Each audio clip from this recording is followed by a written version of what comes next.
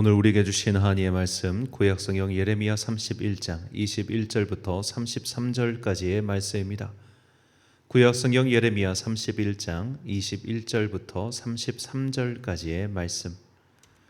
이제 봉독하겠습니다. 하나님의 말씀 경청하십시오.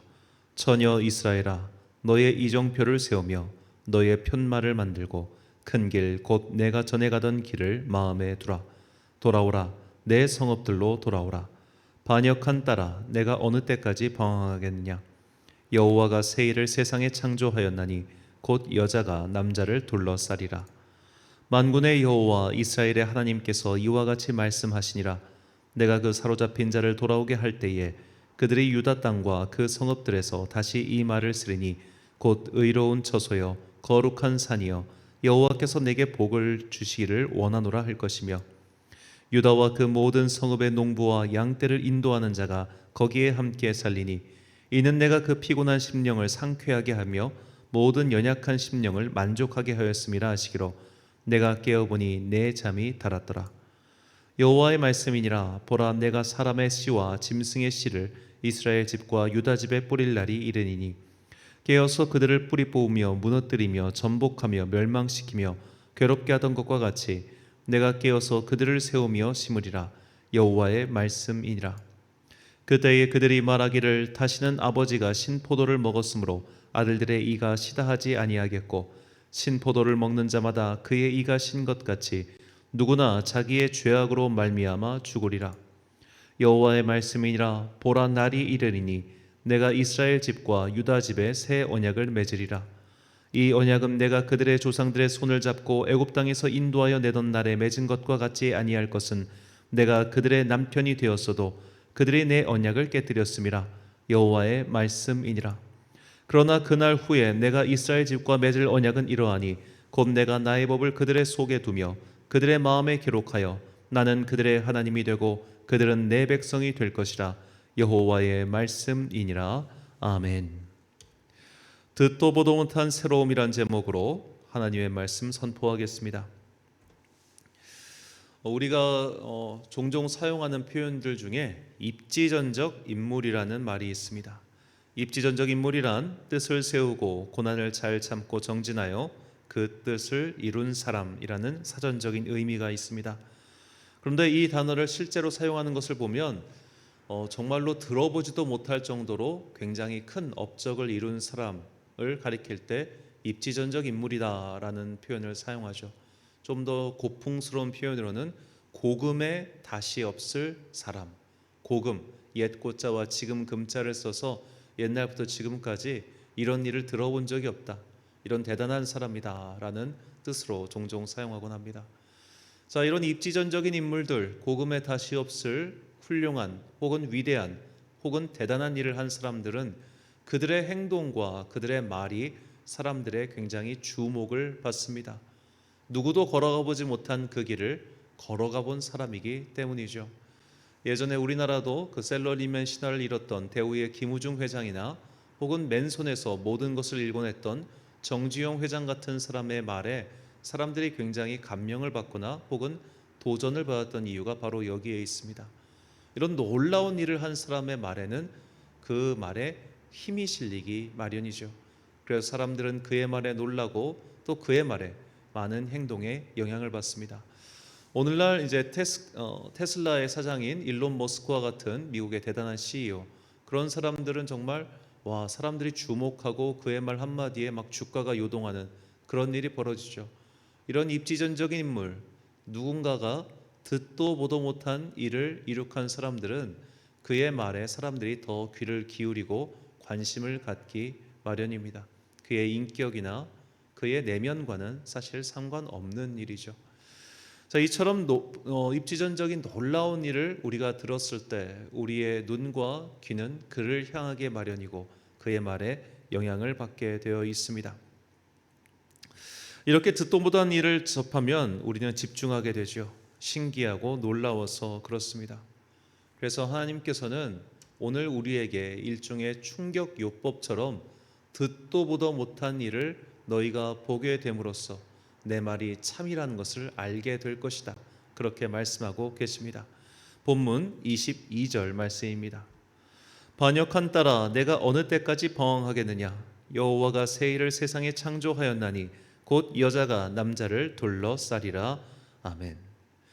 자, 하나님께서 듣도 보도 못한 일을 새롭게 하시는데 그 일이란 여자가 남자를 둘러싸는 것이다 라고 말씀하십니다. 이 여자가 남자를 둘러싼다, 이것을 크게 세 가지로 해석을 합니다. 첫 번째로는 여성의 인구가 굉장히 많아져서 남성들이 오히려 그 여성들보다 적게 될 것이다 라는 문자적인 의미라고 그렇게 해석하는 사람들이 있습니다. 여성의 인구가 굉장히 많아진다고 하는 것은, 그리고 그 여성들이 오히려 남성을 둘러쌀 만큼이 된다는 것은 사실 숫자로 봤을 때 두 가지 의미가 있어요. 첫 번째로는 전쟁 등으로 인해서 남자의 숫자가 확 줄어서 오히려 여자가 많아질 것이다 라고 하는 그런 의미가 될 수도 있겠지만, 사실 이것은 문맥상 맞지 않기 때문에 일단 보류할 수 있겠고, 여성이 그만큼 많아진다고 하는 것은 여성이 가지고 있는 그 이미지, 즉 생명을 잉태할 수 있고 생명을 생산할 수 있는 그 사람들의 숫자가 훨씬 많아져서 너희가 회복될 것이다, 이와 같이 그런 의미가 있고, 여자가 남자를 둘러쌀 것이라는 두 번째 의미로는 정말로 오히려 보호해줘야 되고 또 지켜줘야 할 그런 여성이라고 하는 약한 존재가 오히려 남자들, 소위 말해 강하고 힘이 있고 하는 그 존재들을 오히려 둘러싸서 지키게 될 것이다 라는 두 번째 의미가 있고, 이제 마지막 세 번째로는 일종의 성 역할의 역전 현상. 예전에는 남자가 여성을 소위 말해 고르는, 선택하는 그런 입장에 있다면, 이제는 여자들이 남자들 위해서 남성들을 고르고 선택하는 그런 역전 현상이 일어날 것이다. 이렇게 크게 세 가지 정도로 해석하고 있습니다. 또 어떤 사람들은 이 본문을 이제 예수 그리스도의 탄생과 연결시키기도 하는데, 그것은 소위 좀 과도한 해석이다라는 반론도 있습니다. 여하튼간에 이 여자가 남자를 둘러싸게 될 것이다, 이 표현은 그 의미가 어떻든 간에 사람들로 하여금 듣도 보도 못한 일, 이런 일이 과연 일어난단 말이야? 이런 일이 있어? 이거 말도 안 되는 거 아니야? 그런 정도의 큰 충격을 준다는 것이죠. 자, 예를 들어 우리나라도 이제 20세기 말부터 지금까지 온 동안 사회가 굉장히 많이 변하지 않았습니까? 그 사회가 변하는 동안 우리는 참, 야, 이런 일이 있어? 저런 일이 벌어진단 말이야? 그런 듣도 보도 못한 일들을 많이 보고 있죠. 이 시간 우리가 좀 과격한 사회의 일부터 시작해서 신기한 일까지 우리는 그렇게 듣도 보도 못한 일들을 20세기부터 21세기까지를 거쳐오면서 보고 있지 않습니까? 그런 걸 볼 때마다 우리의 눈이 번쩍 뜨이고 귀가 쫑긋해지는 것은 신기하고 놀랍기도 하고, 때로는 경종을 울리기도 하는 그런 일들을 우리가 경험하기 때문이죠. 하나님께서는 여자가 남자를 둘러싼 것 같은 그런 너희가 한 번도 들어보지 못한 그런 새 일을 내가 창조하겠다라고 분명히 말씀하고 계십니다. 본문 23절 말씀입니다. 만군의 여호와 이스라엘의 하나님께서 이와 같이 말씀하시니라. 내가 그 사로잡힌 자를 돌아오게 할 때에 그들이 유다 땅과 그 성읍들에서 다시 이 말을 쓰리니 곧 의로운 처소요 거룩한 산이요 여호와께서 내게 복 주시기를 원하노라 할 것이며. 아멘. 자, 하나님께서 너희를 정말 듣도 보도 못한 새 일을 창조하듯이 새롭게 할 것인데, 그것이 무엇이냐? 너희가 망한 그곳에서 돌아오게 되는 것. 이것이 첫 번째로 너희가 듣도 보도 못한 일이 될 것이다 라고 말씀하시는 겁니다. 자, 한번 완전히 망한 나라가 다시 세를 회복해서 그들이 또다시 나라를 세우는 일이 세계 역사에서 얼마나 있겠습니까? 자, 중국의 예를 한 가지만 들자면, 중국이 이제 전국 시대를 끝내고 진나라가 나라를 통일하죠. 그 진나라가 나라를 통일하기 전까지 진나라와 가장 오래 싸웠고, 또 그 당시 가장 진나라에 이어서 국력이 강한 나라가 초나라였습니다. 남쪽의 초나라. 근데 초나라가 망하고 나니까 이 초나라 국민들이 이게 납득을 못 하겠는 거예요. 우리가 원래 더 강했는데 진나라 따위한테 이렇게 당했단 말이야. 근데 근데 진나라가 몇십 년도 되지 않아 나라가 망해버리죠. 그러니까 초나라 사람들이 뜻을 모아서 이제 다시 나라를 세우자 했던 게 그 대표 주자가 바로 이제 항우라는 사람이죠. 이 항우라는 사람은 초나라의 마지막 대장군이었던 항연의 손자로 알고 있습니다. 손자입니다. 그런 그 뼈대 있는 가문에 용력이 있는 장수, 이 사람을 왕으로 세워가지고 이 사람을 소위 초패왕이라고 부르죠. 이게 초나라를 다시 이렇게 세우자라고 했단 말이에요. 그런데 결국 초나라의 이 항우가 유방과의 전쟁에서 지고 져서 결국 역사의 뒤안길로 사라지죠. 이 한나라와 초나라 사이의 전쟁을 상징한 것이 우리가 오늘날 하고 있는 장기지 않습니까? 그래서 한초 이렇게 써 있는데, 그런 식으로 한 번 망했던 나라가 다시 세를 회복해 가지고 그 나라를 회복한 사례가 저는 거의 기억이 나질 않습니다. 예를 들어 우리나라도 이제 그 통일 신라가 나라를 다 통일한 이후에 후백제, 후고구려 등등이 등장했지만 결국에는 후백제든 후고구려든 나라를 통일한 건 왕건이지 않습니까? 그러니까 한 번 망한 나라가 다시 세를 회복하는 것은 거의 듣도 보도 못한 일이라는 거예요. 듣도 보도 못한 일. 더구나 이 이스라엘 민족, 포로로 끌려간 이스라엘 민족이 상대해야 되는 것은 중동의 패자였던 바벨론과 페르시아였습니다. 이 중동 당시에 이제 페르시아 이 나라들은 수백 년 동안 정말로 로마 제국 못지않은 강성한 나라였어요. 그러니까 나중에 그리스까지 침공했다가 중간에 패퇴에 돌아오긴 하지만 유럽을 다 휩쓸 만큼의 아주 강대한 국가였단 말입니다. 그런 강대한 국가의 손에서 벗어나와서 자신들만의 독립된 나라를 다시 세운다? 이건 정말 듣도 보도 못한 일이죠. 하나님께서 그 일을 너희에게 새롭게 행하겠다. 마치 새로운 것을 창조하듯이 너희를 회복시켜 줄 것이다. 그렇게 약속하셨습니다.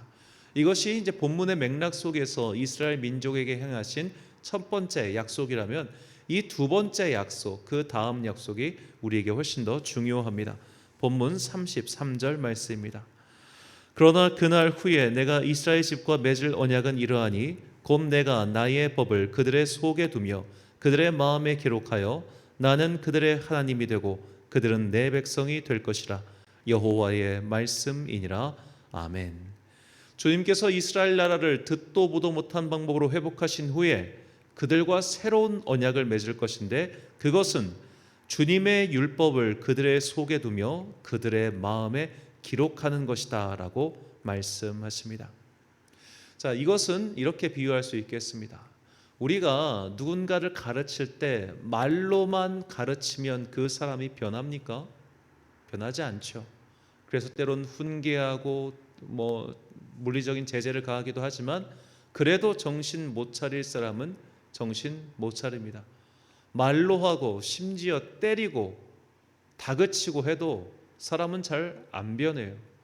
우리가 감옥이라고 하는 공간에 사람이 들어갔다 나와도 사람이 변하지 않는 것이 왜 그렇겠습니까? 실제로 그런 교화 능력이라 될까요? 이 감옥이 주는 교화 능력이 거의 없다는 것을 모든 학자가 다 인정하지만 이 사회적인 체벌이 마땅하지 않기 때문에 지금까지도 그 방법을 우리가 고수하고 있습니다. 그런데 이거 변하지 않아요. 사람은 정말로 말로 해도 변하지 않고 때리고 다그쳐도 잘 변하지 않습니다. 그 앞에서 잠시 고개를 숙이고 그 위력 앞에서 엎드릴지언정 그의 마음에는 여전히 그 반항과 내가 기회만 있어봐라 라는 마음이 있기 마련이시죠. 옛날 이스라엘 민족이 딱 이랬습니다. 하나님께서 모세를 통해서 율법을 가르쳐 주셨습니다. 그 율법대로 살면 너희가 복을 받고 살지 않으면 벌을 받게 될 것이다 말씀하셨습니다. 근데 그들이 율법대로 살지 않았어요. 말로 가르쳤지만 말로는 안 됐습니다. 그래서 하나님께서 주변의 이방 민족들을 사용하셔서 그들을 치셨습니다. 그러나 그들은 칠 때만 잠깐 하나님 앞에 엎드리고 다시 그 위기가 지나가면 언제 그랬냐는 듯이 과거에 주님 앞을 주님께 반항하는 모습으로 돌아왔죠. 이 반복되는 과정을 계속 보여주는 것이 바로 이스라엘의 역사, 이 구약 성경의 목적 같아요. 왜 제 개인적인 생각에 이 구약 성경과 신약 성경이 왜 있을까? 구약 성경만큼 인간의 실패와 죄악상을 적나라하게 보여주는 책이 없기 때문입니다. 그리고 그 속에서 계속해서 우리를 부르시고 그들을 변화시키기 위해 노력하시는 하나님의 사랑을 보여주고 있는 것이죠. 자, 그래서 우리가 구약 성경을 굉장히 중요합니다. 구약 성경을 계속 읽으면서 우리는 인간은 정말로 구제불능의 존재구나. 하나님이 없이는, 하나님께서 직접 개입하시고 하나님의 영을 우리 마음속에 부어주시기 전까지는 우리는 절대로 새롭게 될 수가 없구나라는 것을 보여주시는 것이죠.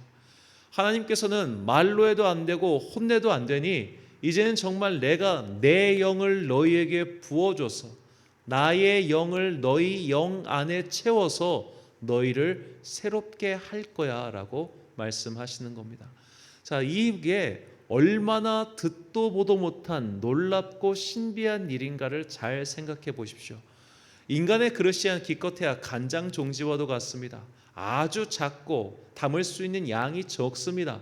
그 그릇 위에 하나님의 영을 부어주시겠다는 거예요.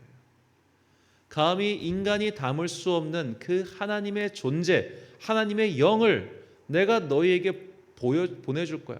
내가 이 영으로 너희를 채워줄 거야. 그렇게 말씀하고 계시는 겁니다. 우리가 조금만 주변 종교에 관심을 둔다면 이게 얼마나 놀라운 일인가를 우리는 금세 알 수 있습니다. 그리스 신화를 보십시오. 우리에게 친숙한 불교의 이야기를 들어보십시오. 세상에 어느 종교의 신이 그의 영을 그들의 믿는 신도에게 부어준다고 합니까? 세상에 어느 종교의 신이 그들의 신도들을 위해서 내 영을 내어주고 더 나아가 나 자신을 죽이기까지 사랑해 준다고 합니까? 그런 일은 듣도 보도 못한 일입니다. 우리가 너무 기독교의 복음에 익숙해져 있다 보니까 이 놀라운 신비에 대해서 되게 덤덤해지는 거예요. 오히려 비교하면 금방 알 수 있습니다. 이런 게 정말 듣도 보도 못한 일이구나라고 말이죠.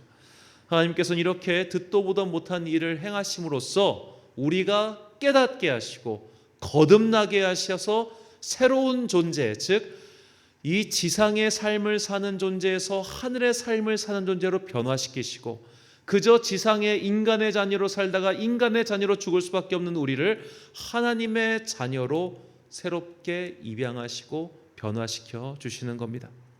다시 말해 행위의 구원이 아닌 은혜의 구원으로의 대전환이지요. 우리는 사실 하나님을 기쁘시게 할 만한 그 어떤 것도 할 수 없는 불쌍한 죄인의 존재에 불과합니다. 그 어떤 행동도 우리는 오롯이 그분만을 위해 할 수 없으며 그분만을 위해 무언가를 계속해서 한다는 것은 불가능합니다. 우리가 정말로 진솔하게 기도 시간만 생각해 봅시다. 우리가 기도를 할 때 예를 들어 10분을 기도한다고 하면 그 10분 동안 정말 주님께 오롯이 집중이 되던가요? 그 짧은 시간에도 우리는 딴 생각을 합니다. 예배 시간 내내 하나님께 오롯이 집중하는 것은 목사인 저도 불가능합니다. 오히려 목사가 더 부담스러울 수도 있어요. 예배를 드리면서 이걸 하면서 막 이것저것 지금 저걸 왜 저렇게 하고 있어? 이것만 다 눈에 보이니까. 다 마찬가지입니다.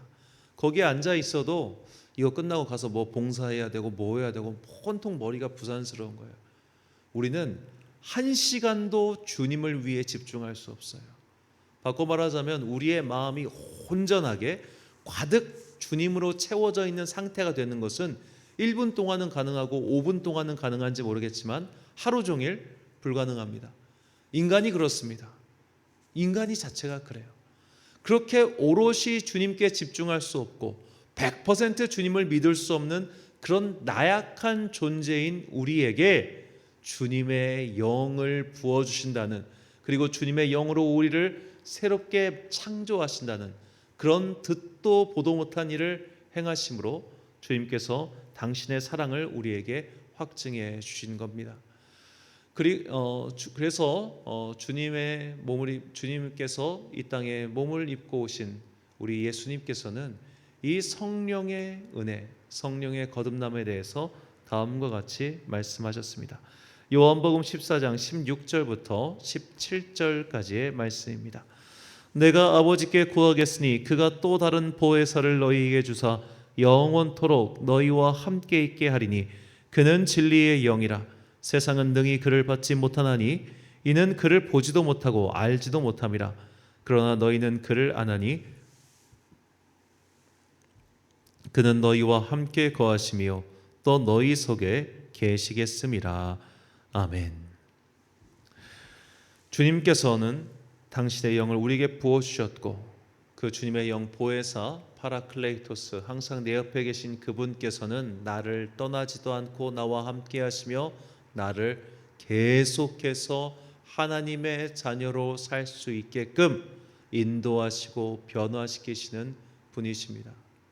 마치 과거의 다른 종교들이 신의 마음에 들기 위해서 인간이 그 어떤 행위로서 신을 기쁘게 하는 것이 목적이었고 그들의 삶의 전부였다면, 하나님께서는 이전에 그 누구도 행하지 않은 그런 듣도 보도 못한 일, 오히려 내가 너희를 위하여 나의 영을 보여주고 그 영과 함께 너희를 변화시켜 그 새로운 존재가 되게끔 할 것이다 라는 그런 듣도 못한 일을 행하셨습니다.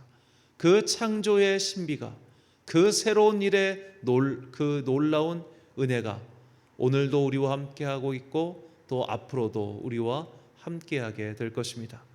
사랑하는 천안광성교회 성도 여러분, 그리고 이 새벽을 함께 깨우고 계신 귀한 주님의 자녀 여러분, 오늘은 2022년 마지막 새벽 기도회입니다. 지난 한 해 동안 주님께서 우리와 함께 해주셨고 이 새벽에 또 많은 은혜를 베풀어 주셨습니다. 주님께서 베풀어 주셨지 우리가 은혜를 받을 만한 자격이 있기 때문에 주신 것이 아닙니다. 우리의 그릇은 참으로 어떤 때는 깨져 있고 어떤 때는 그 아주 더러운 때가 많이 묻어 있죠. 그런데 그 그릇을 갖고 우리가 주님 앞에 나왔을 때 주님께서 직접 다 설거지 하셔가지고 그 위에 주님의 영을 부어주시는 거예요. 신이 인간을 위해 봉사하시는 겁니다. 우리가 신을 위해 봉사하는 게 아니라 신이 인간을 위해 봉사한다는 이 듣도 보도 못한 새로운 일을 행하심으로써 우리를 당신의 그릇으로, 당신의 자녀로 삼아 주신 것이죠.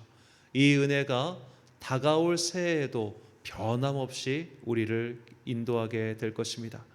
이 진리를 영혼에 새기고 또 깨닫고 살아갈 때 성령님의 은혜로 우리는 가득 채워지게 될 것이며 우리는 그때 진정으로 회복되고 또 새롭게 될 것입니다.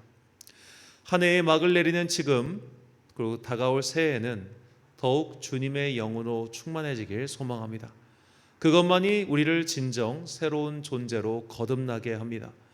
주님께서 듣도 보다 못한 일로 우리를 새롭게 창조하시려 그 뜻에 순종하여 주님의 영으로 내 영혼의 그릇을 가득 채울 때 우리는 듣도 보도 못한 새로운 존재, 곧 주의 자녀가 되어 하나님의 나라에 그 들어갈 자격을 회복하게 될 것입니다.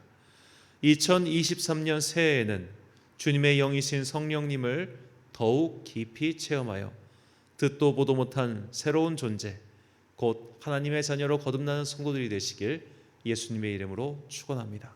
기도하겠습니다.